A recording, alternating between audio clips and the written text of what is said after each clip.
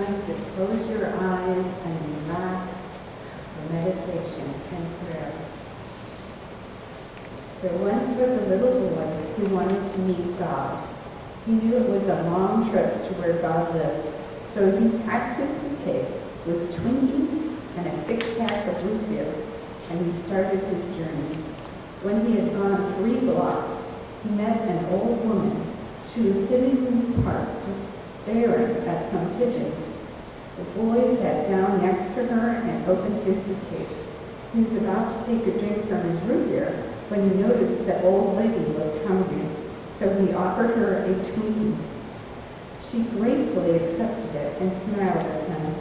Her smile was so pretty that the boy wanted to see it again, so he offered her a root beer too. Once again, she smiled at him, and he was delighted. They sat there into the afternoon, eating and smiling, but they never said a word. As it grew dark, the boy realized it was time to go home. But before he had gone more than a few steps, he turned around, ran back to the old woman, and gave her a hug. She gave him her biggest smile ever. When the boy opened the door to his own house a short time later, his mother was surprised by the look of joy on his face. She asked him, "What did you do today that made you so happy?" He replied, "I had lunch with God." But before his mother could respond, he added, "You know what? She's got the most beautiful smile I've ever seen."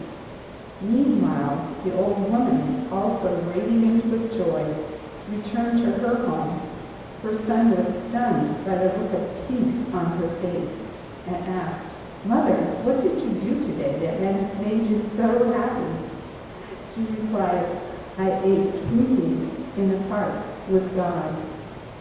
But before her son responded, she added, "You know, he's much younger than I expected." And we say thank you to God, the universe, the higher power, for our lives here. So I want to talk to you today about practicing random kindness and senseless acts of beauty. I'll start with a definition from Wikipedia. A random act of kindness is a non-premeditated, inconsistent action designed to offer kindness towards the outside world. The phrase, "practice random kindness and senseless acts of beauty," was written by Ann Herbert on a placemat in Sausalito, California in 1982. It was based on the phrase, "random acts of violence and senseless acts of cruelty." Herbert's book, Random Kindness and Senseless Acts of Beauty, was published in February of 1993, speaking about true stories of acts of kindness. Her book was an immediate hit, selling millions of copies. She died in 2015, but her contribution to healing the world did not. The phrase is commonly expressed as a suggestion to practice random kindness. Practice being the key word there. There are groups around the world who are sharing acts of spontaneous kindness. For example, on November 14, 2012, a New York police officer, Lawrence DePrimo, was photographed giving socks and a pair of boots he had purchased for a barefooted homeless man. The photograph later went viral. The next started in February of 2014. The Feed the Deed campaign was inspired over 10,000 random acts of kindness around the world. And then the Chicago man, Ryan Garcia, gained a significant following after doing a different random act of kindness each day of the year in 2012. His 366 random acts have spun off into State of Kind, a mission to do an act of kindness in all 50 states in order to raise awareness of how important kindness is. His haiku-like text in his book, delivers a call to make a new earth grow beneath our feet. In the playful style of 12th century Japanese picture scrolls, Mayamada's art depicts humans as animals who lose their way when their leaders become confused and drawn to violence.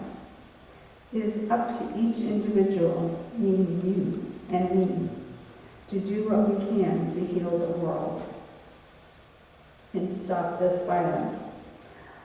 About a year ago, I was invited by the district attorney, Kim Ogg, to join a council dedicated to stopping the violence in Houston. The police chief comes to our meetings once a month, as well as the fire chief, about 6 clergy from different faiths. We brainstorm, we pray, we share successes and fears. Now, back to Ryan Garcia's book, 366 Days of Random Kindnesses. The frog plants a thriving garden. The cat supports the elderly neighbor as they walk. And all the animals, the tiger, the hound dog, even the fish, are working to create a better world through simple acts of kindness. We can do the same. The message of this book is the sweet realization that each person can become an agent of goodness and beauty, including you. This 20th anniversary full-color edition with a new foreword by Desmond Tutu is dedicated to Fukushima recovery in the face of world climate crises. All royalties will be donated to community resilience across boundaries and anti-nuclear advocacy. So, how do you practice random acts of kindness?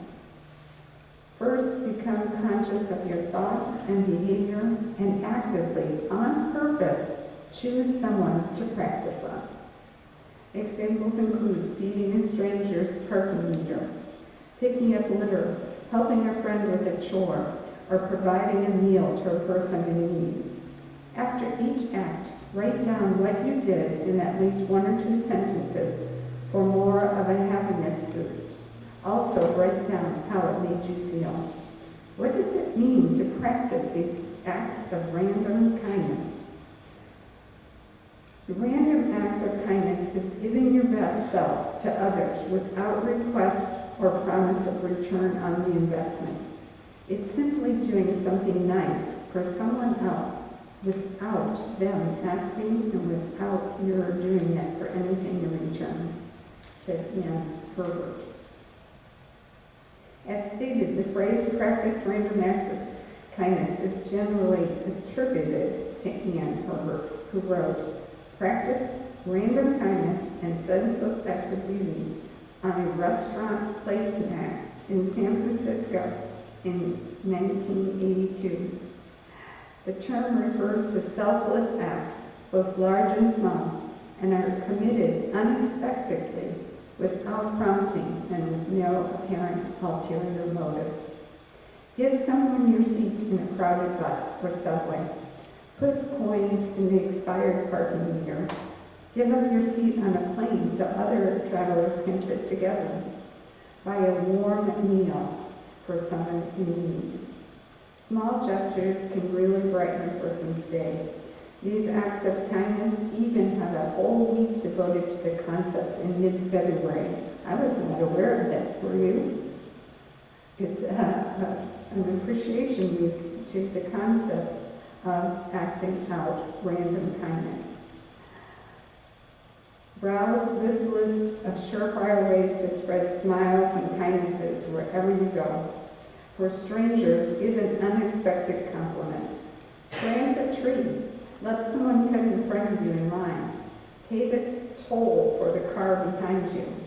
Slow down so someone can merge in front of you in traffic.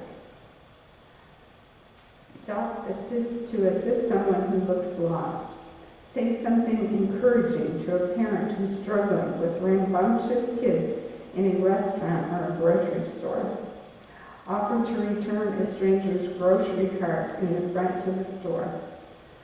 Keep plastic bags filled with snacks and sample-sized toiletries in your car to give to the homeless.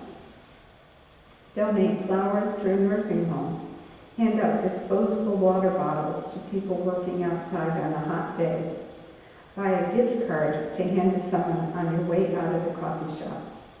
Leave a great coupon next to the item in the grocery store. Pick up a piece of litter on the street and throw it out. There are literally hundreds of suggestions and examples of random kindness on the internet. And remember the word practice. Try to practice being kind every single day. You might get a small notebook and write down your random kindnesses and whom you gave them to. See how close you can get to that 366 days in a row, or 30 days, or 7. There's no need to overwhelm yourself. Just remember, practicing random kindness with yourself is important too. So just start. Here are some ideas for practicing with neighbors and teachers. Introduce yourself to a neighbor, even if, especially if, you've lived near each other for a while but have never met. Compliment your neighbor on a feature of their home.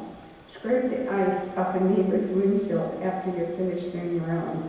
Mow their lawn, rake their leaves, or sweep their sidewalk as a surprise. Make a double batch of cookies you're baking and bring some next door. Send in hand sanitizer and tissues during flu season. Send in tissues for spring allergy season. In fact, when my oldest son was in junior high, he came home and asked me if I would buy his teachers all a box of tissues. I said, what? He said, yeah, if I bring in a box of tissues, I get an extra 10 points on the next test. Crazy, but true. So I bought the tissue as a random act of kindness to my son. Call your mom or dad just to say I love you. Like I said, there are hundreds of ideas of random kindness. I won't bore you with all of them. Just use your own imagination to come up with something that I trust you'll come up with hundreds more of your own. For example, make amends with someone you have wronged, etc. Okay. There's a book called Random Acts of Kindness, 365 Days of Good Deeds, Inspired Acts, and Goodness. This book of inspired ideas and good deeds conveys how the power of one, that is, the power of you, can make a better world. Each one of us can. Starting today, sometimes the smallest gesture makes the biggest difference. This little book shows how to start with the small, with the individual, in order to make a difference in the world. Random Acts of Kindness features true stories about acts of kindness and generosity as spiritual suggestions for living more compassionately. So, here's one story I want to share with you from Awesome World by Jenny Galagaga. I arrived at the address and I honked the horn. After waiting a few minutes, I honked again. Since this was going to be my last ride of my shift, I thought about just driving away, but instead, I put the car in park and walked up to the door and knocked. Just a minute, answered a frail, elderly voice. I could hear something being dragged across the floor. After a long pause, the door opened. A small woman in her 90s stood before me. She was wearing a print dress and a pillbox hat with a veil pinned on it. It looked like somebody out of a 1940s movie. By her side was a small nylon suitcase. The apartment looked as if no one had lived there for years. All the furniture was covered with sheets. There were no clocks on the walls, no knickknacks or utensils on the counters. In the corner was a cardboard box filled with photos and glassware. "Would you carry my bag out to the car, please?" she said. I took the suitcase to the cab, then returned to assist the woman. She took my arm and we walked slowly toward the curb. She kept thanking me for my kindness. "It's nothing," I told her. "I just try to treat my passengers the way I would want my mother to be treated." "Oh, you're such a good boy," she said when we got in the cab. She gave me an address and then asked, "Can you drive to downtown?" And I said, "It's not the shortest way." She said, "Oh, I don't mind. I'm in no hurry. I'm on my way to a hospice." I looked in the rearview mirror. Her eyes were glistening with tears. "I don't have any family left," she continued in a soft voice. "And the doctor says I don't have very long either." I quietly reached over and shut off the meter. "What route would you like me to take?" I asked. Then for the next 2 hours, we drove through the city.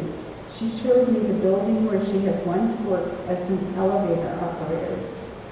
We drove through the neighborhood where she and her husband had lived when they were newlyweds. She had me pull up in front of a furniture warehouse that had once been a ballroom where she had gone dancing as a girl. Sometimes she'd ask me to slow down in front of a particular building or a corner, and we would just sit there while she was staring into the darkness, saying nothing. As the first hint of the sun was creasing the horizon, she suddenly said, "I'm tired. Let's go now." We drove in silence to the address she had given me. It was a low building, like a small convalescent home, with a driveway that passed under a portico. 2 orderlies came out to the cab as soon as we pulled up. They were solicitous and intent, watching her every move. They must have been expecting her. I opened the trunk and took the small suitcase to the door. The woman was already seated in the wheelchair. "How much do I owe you?" she asked, reaching into her purse. "Nothing," I said. "Nothing at all." "Oh, no, you have to make a living," she answered. "No, there are other passengers," I responded. Almost without thinking, I bent over and gave her a hug. She held on to me tightly. "You gave an old woman a little moment of joy," she said. "Thank you." I squeezed her hand and then walked into the dim morning light. Behind me, a door shut. It was the sound of the closing of a life. I want to end today's sermon with another story of kindness, this one about 2 runners. Kenyan runner Abel Matai was a few meters from the finish line, but got confused by the signals and stopped, thinking he had already finished the race. The Spanish runner, Ivan Fernandez, was right behind him, and realizing what was happening, he went in front and started pushing and shouting for the Kenyan to keep running. Ohai did not know Spanish and did not understand, so Fernandez kept pushing him into victory. One reporter asked Ivan, "Why did you do that?" Ivan replied, "My dream is that one day we can have the kind of community life that pushes ourselves and others to victory, so we all can win." "But why did you let the Kenyan win?" the reporter insisted. Ivan replied, "I didn't let him win. He would win. It was his race." The reporter insisted and asked again, "But you could have won." Ivan looked at him and replied, "But what would be worth the merit of that victory? What would be the honor of this medal? How would my mother think my behavior was?" You see, Values are passed on from generation to generation. What values do you teach your children and grandchildren? And to what extent do they inspire others to learn from them? Most of us take advantage of people's weaknesses rather than helping them to strengthen them, pushing them to victory. Let's change that. As you used, I think we can. We so often walk the road less traveled, and I believe we need to do that by practicing random kindness and senseless acts of giving. On Friday night, this past Friday, Jeff and I went to Walmart to pick up some baker's boxes to help Eric organize his things.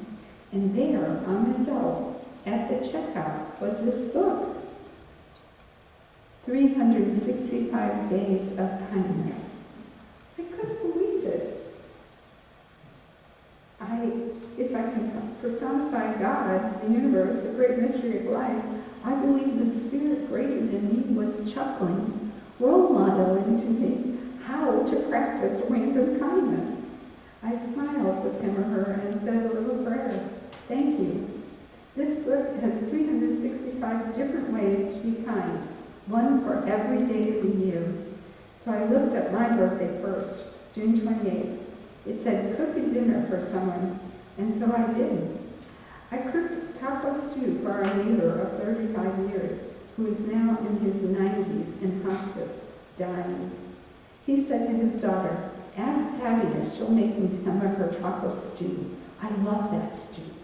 So I made a double batch, one for now and one for the freezer to bring out as a surprise when he's really feeling good. His daughter told me he lit up when she served him some of that stew. It was the happiest she had seen him for months, and I felt happy too, just to have been able to give him just a little piece of joy before he left the planet, before he left this body behind and went on to the next adventure, whatever that may be. Then next I went to my husband's birthday, September 6th. And it said, help a colleague out with a task they need to finish. As far as I know, he's still looking for a volunteer to be that colleague that he can help out with the task they need to finish. So if you're that person, let him know what you need help with, and he will help you. Then my son Scott, October 18th, buy coffee for the person in line behind you. This is something he can do easily since his brother works at Starbucks and he visits that place often. Then I went to my other son's birthday, March 3rd. Text a friend and let them know you are thinking of them and would love to get together soon. And so he did, and they hope to meet up sometime this week. And on the book goes. 365 good suggestions of how to practice random kindness. Think of something you can do. Just to spread a little random kindness to someone today. What can you do? And don't be afraid of being a little wild and crazy, spreading random kindness, laughter, and joy. For example, I called my parents on April 1st. To tell them I had 2 very big pieces of news to tell them. Then I asked them to sit down and take a deep breath, and then I told them I was pregnant. The second piece of news was, do you have any idea what day today is? And there was a pause, and then they both shouted, April Fools! Yes, and we laughed and laughed. My dad said, I am 94 years old, and that was the best April Fool's joke I have ever heard. It wasn't mean, it was just fun. Sharing fun is a way of loving, a way of being kind, a way of connecting, and a way of being a healing force in the world. Let's all do that. A random act of kindness is defined as a selfless act performed by kind people to either help or cheer up a random stranger for no reason other than to make them happier. Answord and Hebert, who came up with this sentence. Ann's words are an invitation to be spontaneous. We long for beauty and insist on creating it in the midst of the most horrific settings. Beauty inspires, entices, beguiles, and enriches us. We find beauty in both symmetry and irregularity. In fact, we find it almost everywhere we look, even in the most unlikely places. I think on some level that we are always searching for it. When we find it, endorphins flood our systems. Beauty makes us feel good. The creation of beauty is itself a kindness. This is what Anne means here. To create beauty, sometimes we need to quiet our rational selves, to still the voice of logic and muzzle our inner censor. For example, remember the cellist of Sarajevo? Vedran Samolajka, the musician from Bosnia, who during the siege of Sarajevo played Albino's Adagio in G minor, in ruined buildings and often under threat of snipers. He played during the funerals. He played for 22 days in a row. In the ruined square of a downtown Sarajevo marketplace, after a mortar round had killed 22 people waiting for food there. He managed to leave Sarajevo in 1993, but his kindness of sharing his music will not be forgotten. We need to act foolishly, without thought, spontaneously, in the moment, letting our fingers form the bouquet or scribble with chalk on the sidewalk. Being kind and spontaneous, it turns out, is good for your health. It lowers anxiety, reducing blood pressure, and increasing happiness. It's another way of loving, and isn't that what we are here to do? I want to end today's sermon with one more story. This one from Chicken Soup for the Soul by Jim Rohn, an author and motivational speaker. He begins, "A man came up to me and introduced himself after one of my seminars in Detroit, Michigan. He said, 'Mr. Ron, you got through to me tonight. I've decided to change my whole life.' I said, 'Fantastic.' Then he said, 'You will hear about it someday.' And I said, 'I don't doubt that.' Sure enough, a few months later, I was back in Detroit for another lecture, and the same man walked up to me and said, 'Mr. Ron, do you remember me?' I said, 'I do. You were the man who said he was going to change his whole life.' 'Yep, that's me,' he said. 'Then I've got to tell you a story. After the last seminar, I began thinking about ways to begin changing my life, and I decided to start with my family. I have 2 lovely daughters, the best kids anyone could ask for. They never give me any trouble. However, I always give them trouble. I always give them a hard time, especially as teenagers. One of the things they dearly love to do is to go to rock and roll concerts to see their favorite performance. Now, I've always given them a hard time on this subject. They would ask if they could go, and I would always say, no, absolutely not. The music is too loud and it will ruin your hearing. And it's the wrong kind of crowd to be in. And then they would beg, oh, please, Daddy, please, please. We don't give you any trouble. We're good girls. Please let us go.